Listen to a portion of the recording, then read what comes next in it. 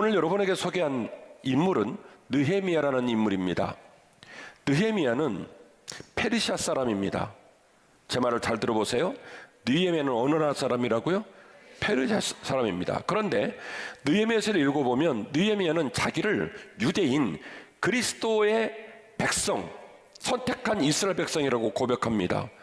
웃지 못할 일이죠. 느헤미야는 끊임없이 말하기를 내 백성, 내 민족, 내 하나님 이런 표현을 쓰는데 느헤미야는 정작 페르시아에서 태어나서 페르시아에서 평생을 산 페르시아 사람입니다.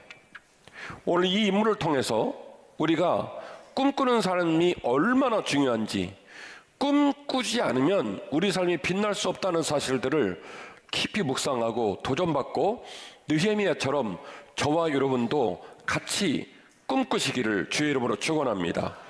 그래서 이 느헤미야 가운데서 캐내어질 메시지가 뭐냐면 저항하고 사모하면 하나님께서 우리에게 꿈을 주신다는 사실이에요. 같이 하실까요? 저항하고 사모하면 하나님은 우리에게 꿈을 주십니다. 아멘. 페르시아 아닥사스다 왕 때에 느헤미야는 직업이 뭐였냐면 술 맡은 관원장이었어요. 술 맡은 관원장은 당시 나라에 있는 정치하는 사람 중에 제일 높은 사람이에요. 거기까지 누가 올라갔냐면 느헤미야가 올라간 거예요. 왕이 먹는 모든 음료, 술을 비롯한 아무튼 왕의 입으로 들어가는 모든 음료를 누가 관장하냐면 느헤미야가 관장을 합니다. 그런데 느헤미야 1장 3절 말씀, 오늘 우리 목사님이 읽으신 본문을 보면 그들이 내게 이르되, 여기서 말하는 그들은 예루살렘 고향을 다녀온 사람이에요. 그 고향에 있던 사람이 와서 이 사로잡힘을 면하고 남아있는 자들이 그 지방 거기에서 큰 환난을 당하고 능욕을 받고 예루살렘 성은 허물어지고 성문이 불타있는 상황을 전해줬어요. 잡혀온 사람도 있는데 안 잡혀고 남아온 사람이 있는데 그 사람들이 짐승처럼 살고 있더래요. 처참한 모습으로 살고 있더래요.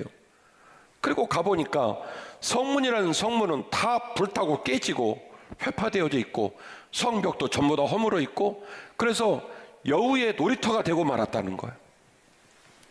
이 현상을 다 와서 술 맡은 관원장 느헤미야에게 보고를 합니다. 그런데 4절에 이상한 일이 나옵니다.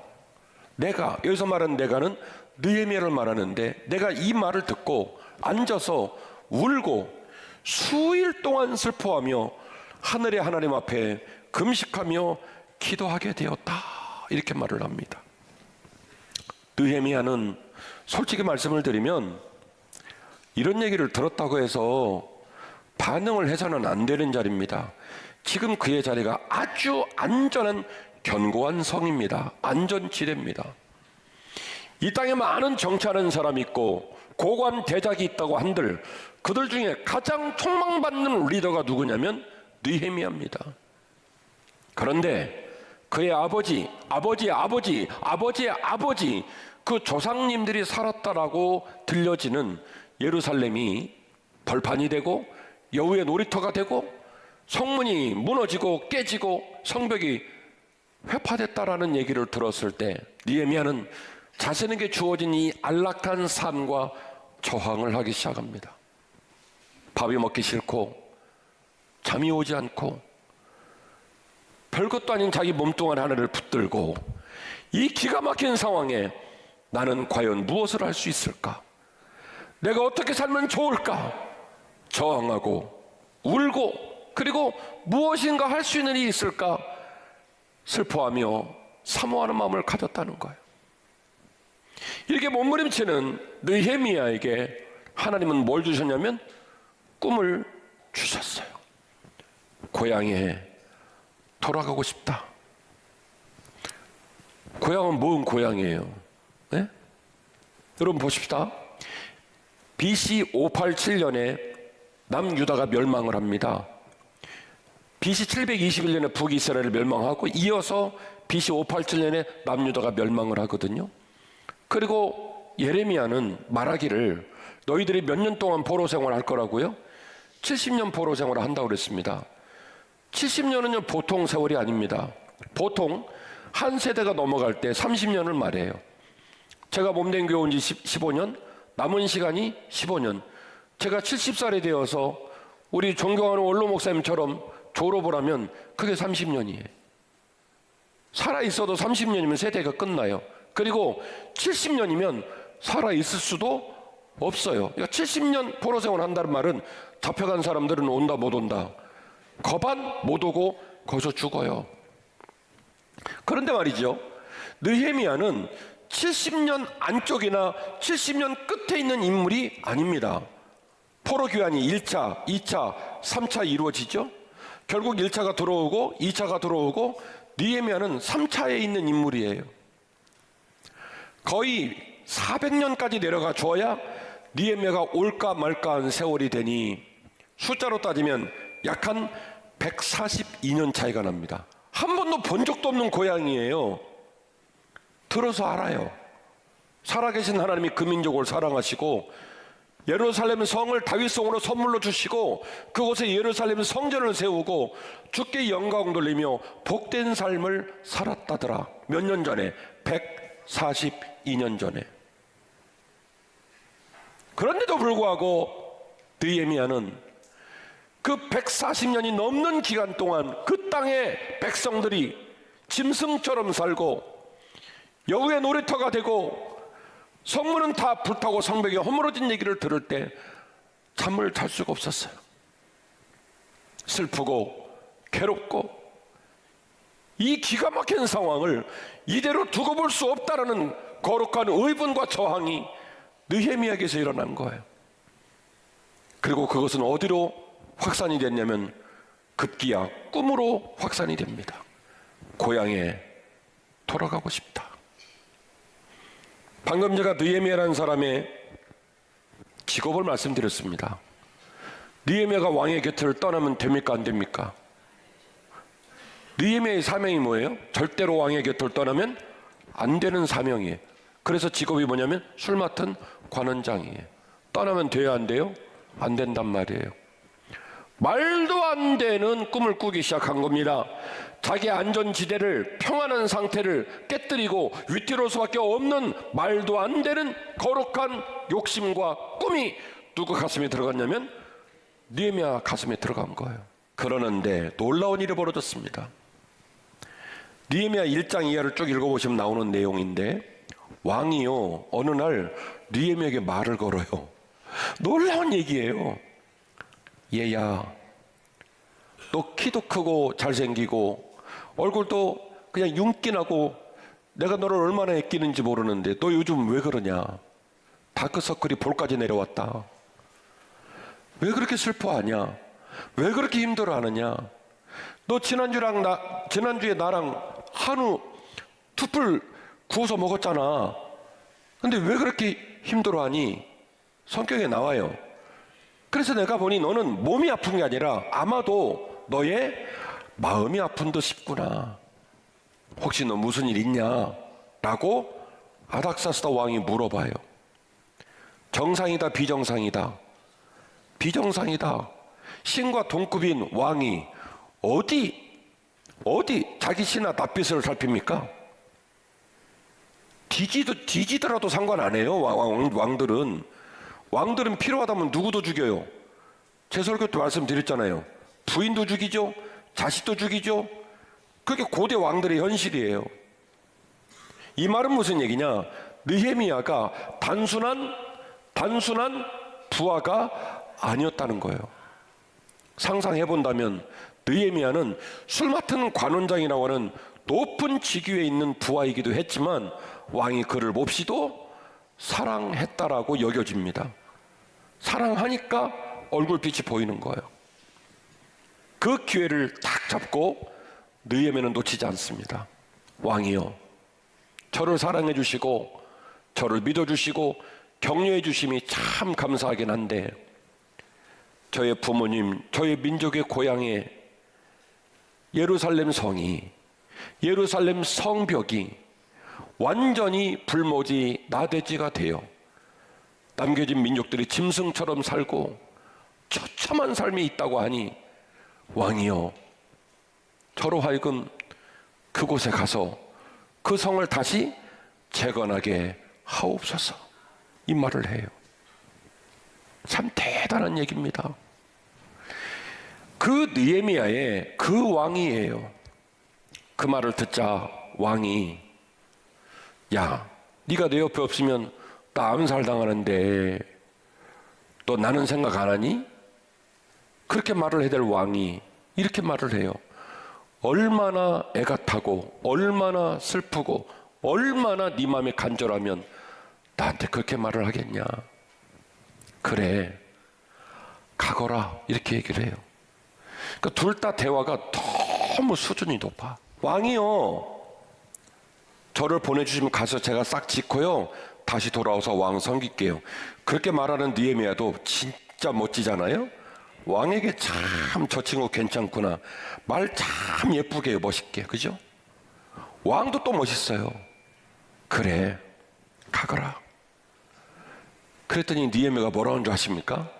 저 같으면 감사해요 갈 텐데 뭐라고 하냐면, 느헤미야 2장 읽어보세요. 시간이 없어. 왕이요, 근데요, 그 가다 보면 중간에 필리핀도 있고 태국도 있고 미얀마도 있고 베트남도 있고 중국도 있잖아요. 거기 들어갈 때마다 이미그레이션 하고 리젝트 맞고 그러면 안 되잖아요. 그러니까 페르시아 왕명으로 프리패스권 하나 발급해 주세요. 뻔뻔하네요. 그래서 그냥 직선 주로로 쫙 갈 수 있도록, 모든 나라를 탁탁탁탁 들어갈 수 있도록 통행권 써달라는 거예요. 알았다. 써줬어요. 왕이요, 근데 제가 여기서 가면 맨몸으로 가잖아요. 어떡하겠어요. 그러니까 거기 도지사, 군수 다 연락해가지고 거기 성벽 재건하는 데 들어가는 목재부터 시작해서 석재, 공구, 디월트 공구, 그거 싹 다 좀 좀 해달라고 하시면 안 될까요? 그 왕이, 그래, 내가 해줄게. 싹 써주는 거예요. 정상이다, 기적이다. 예, 기적이다. 그가 꿈을 꾸었기 때문에 그 꿈에 의지하여 왕한테 청했고, 말도 안 되는 그 청을 왕은 반응을 합니다. 다 해줘요. 프리패스 통행권 끊어주고요, 고관 대작 연락처 다 써주고, 전부 보내가지고, 군수, 도지사 다 전화해가지고, 야, 성벽 지을 때 필요한 거 다 내줘. 공구도 내주고 목재도 내주고 석재도 다 줘. 그렇게 페르시아 왕이 명령을 한 거예요. 그래서 드디어 꿈이 코앞으로 다가왔어요. 그래서 느헤미야가 고향으로 내려갑니다. 꿈을 꾸면 하나님께서는 길을 보여주시고 우리는 더 큰 믿음을 붙들게 됩니다. 할렐루야. 그래서 사람과, 믿음의 사람과 하나님은요 같이 동역을 하는 거예요. 하나님과 함께 동역하는 거예요. 우리가 꿈을 품고 하나님께로 가면 하나님은 그 꿈이 현실이 되게 하시니, 꿈이 현실이 되게 하는 일을 보면서 꿈꾼 사람은 꿈을 꾸기를 잘했다, 도전하기를 잘했다, 저항하기를 잘했다, 내게 주어진 형편과 처지를 인정하지 않고 일어서고 싶었던 내 마음이 참 잘했다 하고 강력한 믿음으로 믿음이 한층 커지는 거예요. 믿음은 가만히 자빠져 앉아있다가 커지는 게 아니에요. 주무시다 생기는 게 아니에요. 지난주에 말씀드렸던 것처럼 하나님과의 거리를 좁히고 하나님과의 닿는 명적을 넓히면 믿음이 더 커지는 거예요. 그가 헌신했기 때문에, 그가 꿈으로 도전했기 때문에 하나님이 하시는 일을 보고 더 큰 믿음이 생긴 거예요. 고향으로 돌아갔습니다. 고향으로 돌아가니까 그 고향에는요 느헤미야 일행을 너무너무 미워하는 사람들이 있었어요. 산발랏, 도비야, 게셈, 이름도 그래, 왜 그죠? 이분들이 누구냐면 그 이스라엘인이 회파가 되고 나니까 거기에 있던 지방 관료들이에요. 쏠쏠하게 재미를 보고 있어요. 뭐 호랑이 떠난 곳에 여호가 왕이라고, 얘네들이요 아주 지금 뭐 캔사라 재미를 보고 있는데, 페르시아의 술 맡은 관원장이 왕의 통행권을 들고 왕의 모든 자료를 대라고 하는 그 엄청난 권리를 들고 성벽을 재건하겠다고 온 거예요. 기분 좋겠어요? 꼼시럽겠어요? 엄청 꼼시럽죠. 그래가지고요, 뭐 총력을 다해서 이제 드디어 그들을 막으려고 합니다. 성벽을 짓지 못하도록. 그래서 아닥사스다 왕한테 막 조서를 보내고, 그리고 사람들 막 모아가지고 막 데모를 하고 막 난리를 치는 거예요. 절대 못 지게 하려고. 물어봅시다. 짓기 쉽겠어요? 어렵겠어요? 어렵죠. 어렵죠. 그런데 느헤미야 2장 17절을 보면 후에 그들에게 이르기를 우리가 당한 공경은 너희도 보고 있는 바라. 예루살렘이 황폐하고 성문이 불탔으니 자 예루살렘의 성을 건축하여 다시 수치를 당하지 말자 하고, 또 그들에게 하나님의 선한 손이 나를 도우신 일과, 하나님의 선한 손이 자기를 도왔어요? 도왔죠. 각 나라를 통과하는 프리패스 통행권, 도지사 군수 다 연락해가지고 필요한 모든 물자들을 어떻게 해라? 무상으로 다 공급해. 뭐 이 일들이 막 일어났죠. 그 하나님의 선한 손이 나를 도우신 일과 왕이 내게 이런 말씀을 다 전하였더니 그들의 말이, 이 말을 듣자마자 일어나 건축하자 하고 모두 힘을 내어 이 선한 일을 하기 시작했다. 참 대단한 얘기예요. 이 성벽을 느헤미야가 며칠 만에 짓냐면, 놀래주세요, 며칠 만에 짓냐면 52일 만에 완공을 합니다. 감사해요. 이게 뭐냐면 산발랏 도비아 게셈이, 이 게셈이 말이죠, 이름도 참 게셈이에요. 그러니까 산발랏 도비아 게셈, 이 지방 관리들이 어떻게든지 느헤미야가 성벽을 재건하지 못하도록 하기 위해서 모든 방법을 강구하고 있는 중이에요. 그러니까 이 사람들은 아예 성벽이 완공이 안 될 거라고 생각을 했는데, 자정 12시에 느헤미야가 충신들을 데리고 쭉 나와서 성벽을 조사를 합니다. 반 정도 깨진 거, 완전히 깨진 거, 멀쩡한 거 다 조사하고요, 성벽이 무너진 정도도 다 조사를 해요. 벽돌은 얼마나 필요하고 밑에가 낭떠러진지 평진지 전부 다 조사해가지고, 조사한 자료를 가지고 팀을 몇 개로 꾸미냐면 42개 팀으로 꾸밉니다. 그래서 42개 팀이 동시에 짧은 구간을 한꺼번에 짓다 보니 며칠에 지었냐면 52일에 지은 거지, 4km를 한쪽부터 쭉 돌라 지으려면 3년은 걸릴 거예요. 이 말은 무슨 얘기냐? 손오공이 그 털 뽑아서 쫙 뿌리면 이렇게 손오공 분신이 쫙 나오잖아요. 손오공 아니에요? 맞다잖아요. 기도만 해요. 손오공 모르고? 애들아, 손오공 아니? 그래. 건성. 그러니까 마치 느헤미야가 몇 명이 된 거냐면 42명이 된 거예요. 느헤미야처럼 간절하고, 느헤미야처럼 충성스럽고, 느헤미야처럼 다부진 마음을 가져야 한 군데도 빵꾸나지 않고 완벽하게 성벽이 지어지는데, 42곳에 모였던 백성들이 전부 다 동일한 마음을 먹고 약속을 지켰기에 52일에 다 끝난 거예요.